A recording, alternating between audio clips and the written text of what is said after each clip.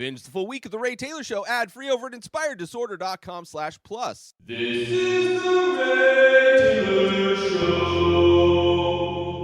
Pusher, movie by Nicolas Refn, came out in 1996. The first film directed by Nicolas Refn.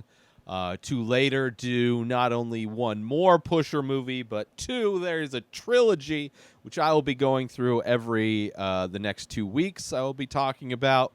He also did Drive, Neon Demon, Only God Can Forgive, Bronson. So an interesting director. Actually, after watching this and after seeing the movies that he did, which aren't that many, maybe about 7 movies in total that he's done, I kind of want to go through and maybe do a top 5. Watch all of his movies and then rank them. Because this movie I did quite enjoy. It is a gritty, grounded, real, raw look at being a drug dealer in, does it say where? Some Eastern European place. I don't know if, I don't know. It doesn't say exactly where it is, but it's somewhere Eastern European. My apologies for not knowing where this movie takes place, but it's a very universal theme. Basically, you feel like the way the camera movements, very handheld, it makes the audience feel like you are there. It makes you feel like you are spending the week, which this movie is pretty much a week in the life of a drug dealer named Frank.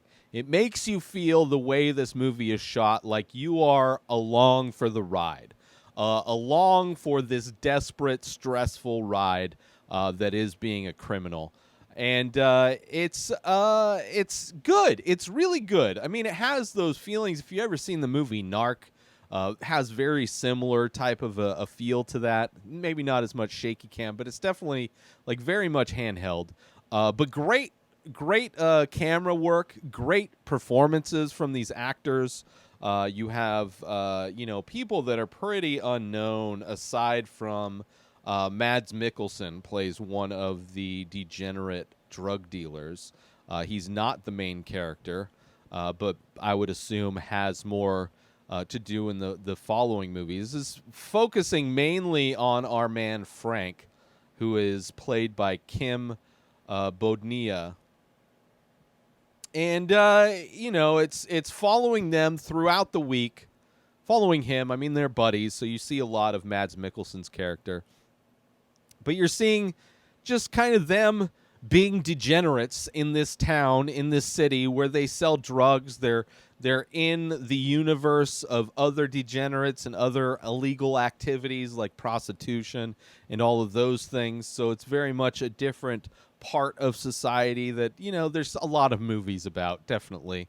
But it has that kind of feel. It has that kind of stress-inducing atmosphere that would come with living that lifestyle. I have no idea.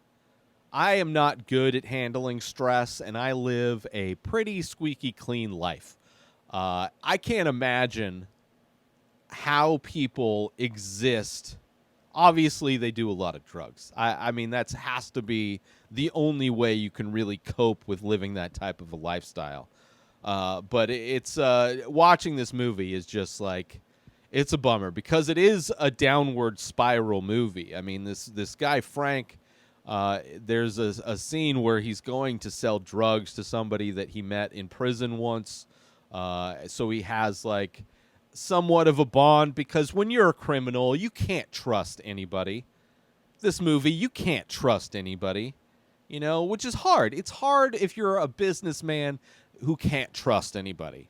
Right, it's tough. When your business is selling illegal drugs, on some level you have to have some amount of trust. So this guy's trust, the connection to this guy was the fact that they were cellmates at one point, and he wants to buy some drugs. And during their drug deal, things go wrong. The cops bust in. It's actually out in cars that it's happening. So the cops pull up, and our man Frank goes on the run. Literally running away from the situation, getting himself to a lake where he's able to dispose of the drugs. But what we find out, while Frank is trying to set up this drug deal, going to his guy, going to his supplier, which we find out he already owes money to. Now he's in even more debt because this drug deal went bust. He never paid for the drugs. He was getting them on credit. He already owed money, and now the drugs are gone. They're in the lake. And the cops get him. They interview him. They can only hold him for 24 hours, but he doesn't give them anything. But while he's in there, he finds out that his buddy, played by Mads Mikkelsen, told some shit to the cops. So it's like this drug deal going bad was the tipping point where everything starts to go wrong, right? Everything is falling apart in slow motion. This downward spiral of depression and not depression, desperation, really. So now he's in even more debt. And it's crazy because you're going through, he's like going to people that owe him money, and it's like, that's not working out. Like, nothing is working out, but also at the same time, he is his own worst enemy, right? He's partying, he's doing drugs, he's not focused on the situation at hand. He's trying to distract himself from the fact that he's in this massive debt to this drug dealer who considers him a friend. And it's just, it's stressful because you're like, it's stressful, but it's also kind of like a slow burn, right? Because you don't know where this movie's going necessarily. Like it's showing you every day. It's like Monday, Tuesday, Wednesday, Thursday, Friday. And it's all about, we're going to give you a day. You gotta meet us here with the money or else. And then he doesn't show up. And then it's like, it's constantly this thing because they still want their money back. But then he is degenerate. It's hard to do business with criminals. There's not a whole lot of integrity there. And now a quick word from our sponsor. Now you can wear The Many Faces, original art by Ray Taylor. Select pieces from the ongoing series of abstract ink paintings. All products made with high-quality materials, made right here in the USA. Go to inspireddisorder.com/TMF merch to browse the entire collection and save yourself an extra 10% when you check out by using coupon code RTSTMF. So once again, go to inspireddisorder.com/TMF merch and save 10% when you use coupon code RTSTMF. And now, back to our show. And it's getting to a point where, it's getting to a point of no return, where it's like either this is going to happen or you are no longer going to exist. And it's, this movie does a great job of really illustrating that type of desperation, that type of just insane fear that must be constant throughout your life. He's his own worst enemy, but it's also like that idea where it's like if you don't give up, if you just keep going, eventually something can happen that you didn't expect that could alleviate the problems, right? If you just keep going, life is so crazy and random and unexpected that as long as you keep surviving, something could potentially good happen. And something potentially good happens towards the end of this movie, right? Obviously, go watch this movie. If you're into that kind of movie, like if you're into Uncut Gems, or you're into, I'm trying to think of other kind of, there's most drug movies are very similar to this in some ways. If you like the style of Narcs, if you like that kind of gritty handheld thing, if you like movies about crime, the criminal element, then you'll probably like this movie. So with that said, I might spoil some things. I'll try to be vague. I'm not going into detail of stuff, but there's a scene like that his Frank's just, despite the fact that everything is going wrong constantly, every time he tries to do something to make things right, he tries to collect the money, things don't go right. He also has people just like his buddy, can't be trusted. things are like falling apart. He's like running across a bridge where every step, the step no longer exists. It's just falling away and crumbling apart as he's running across it, just trying to survive.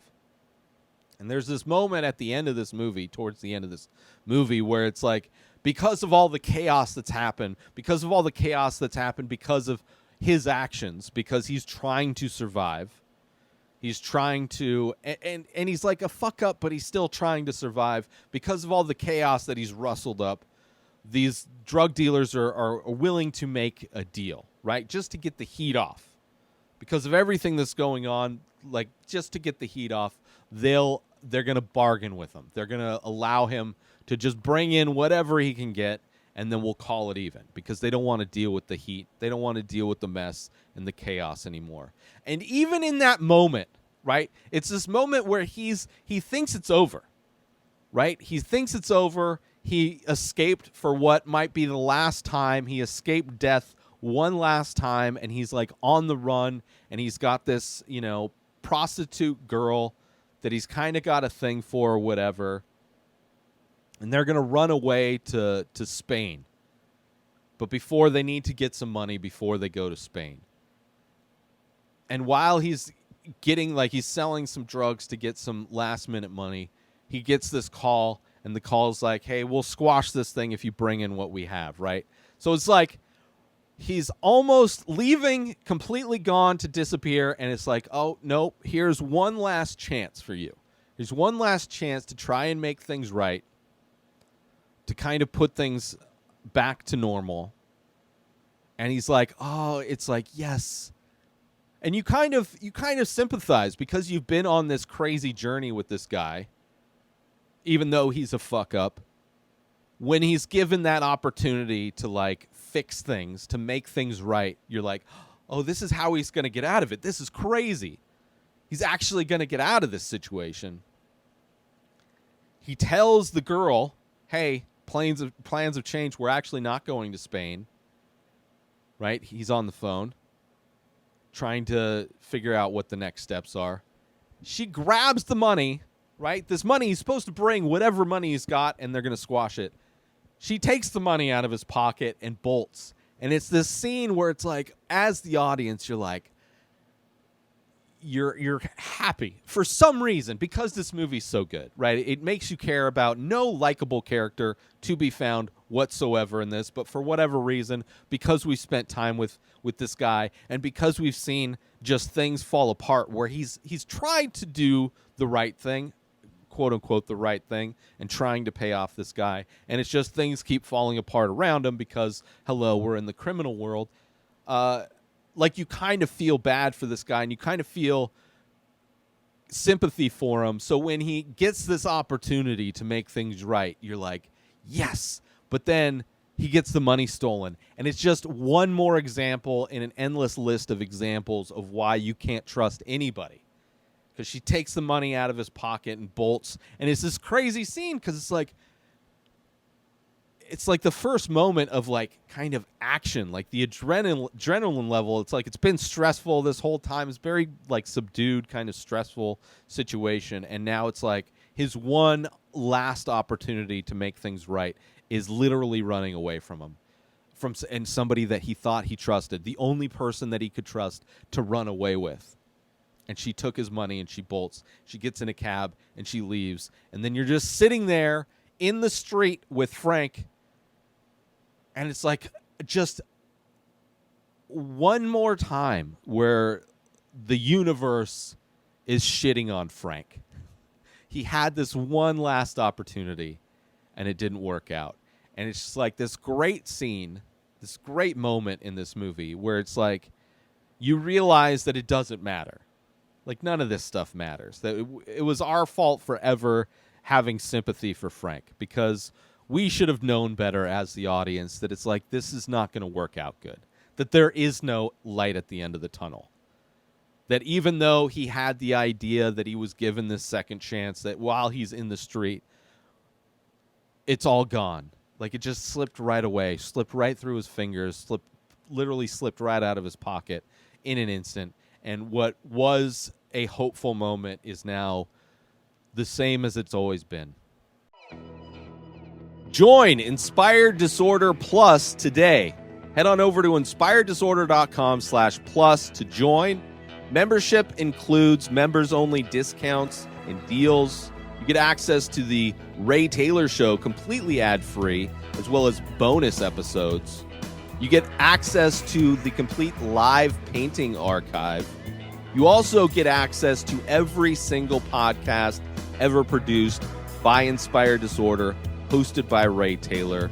You get access to Ray Taylor's personal blog, as well as the opportunity to ask me any questions. So if you want to start a podcast, you're into art, ask me anything.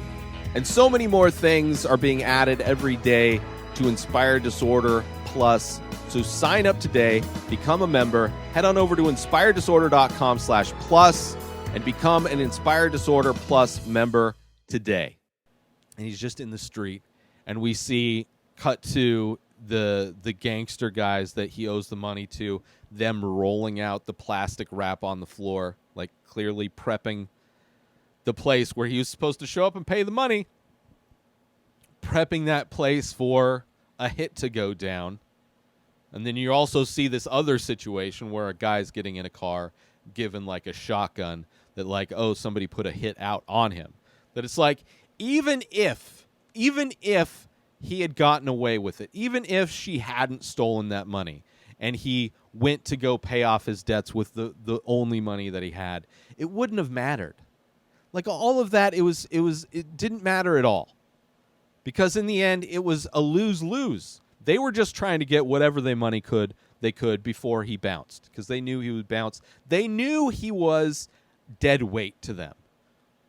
And also not only dead weight, like they're not going to get any money from him. They're not going to retrieve the money that they're owed from him. But also he's causing such a stir that he's putting them at risk. He's putting their organization at risk. So they need to quiet him for that reason too. He's a parasite, owing them money, just getting lost in the drugs, and it's just they're going to take care of it one way or the other. And it's kind of a crazy end to this movie. Like it's such a slow burn, and then the end is so good, right? Without the end of this movie, it feels like almost like, what are we even doing? Like we're just hanging out with this guy, and things are going bad. And it's like, but he's like surviving. It's just kind of a crazy situation. And then the way it ends is it's beautiful. I thought it was beautiful. Like that moment where it's like there is no hope, this hopeless moment. But it's the lifestyle that he chose that made it so hopeless. So I'm really curious to see. I mean, this movie doesn't feel like a movie that would be something that would have sequels to it, let alone like a trilogy of films. So it's like I'm curious to see where this story goes. Like, I'm assuming Frank isn't going to be in the next ones. They could clearly follow Mads Mikkelsen, since he is, I mean, the only star in this thing that's like recognizable to a Western audience anyway, to me. But I enjoyed it. I enjoyed like a very gritty, raw, kind of like degenerate kind of like every aspect of it. The cinematography, the camera work, the acting, the story, it all fit together. It was a great first movie by Nicolas Refn. Great. So great. So I'm actually very excited to see, my first time watching it also. It is subtitled. The subtitles it's kind of tough to know who is saying what during some of the conversations, the way the subtitles are laid out. It's kind of like the subtitles for the conversation will pop up immediately, and then you kind of have to piece together who's saying what, which there's a few moments of confusion there. But overall, a great movie, well written, which it's also co-written by Nicolas Refn along with Jens Dahl, which I wonder if Jens has done anything else. Doesn't look like writer, bunch of TV. I guess there was, no, there was some other stuff, I guess. I don't know. Nothing that's sparking any recognition. Anyway, I would check it out. All 3 movies currently, if you're watching this as this comes out, they are available on Amazon Prime. The trilogy is something that I was recommended to watch many years ago, like almost a decade ago. So I'm excited I'm finally doing it. And the first movie was great. And super I have no idea what the next movies are going to be about. Like, is it going to be Frank? Does something happen after him in the street? Because we don't see him get killed, right? We see one guy in a car, in a van, getting a shotgun, clearly going out to go track him down and kill him, or take him to the boss's place where the plastic wrap is all set up to kill him.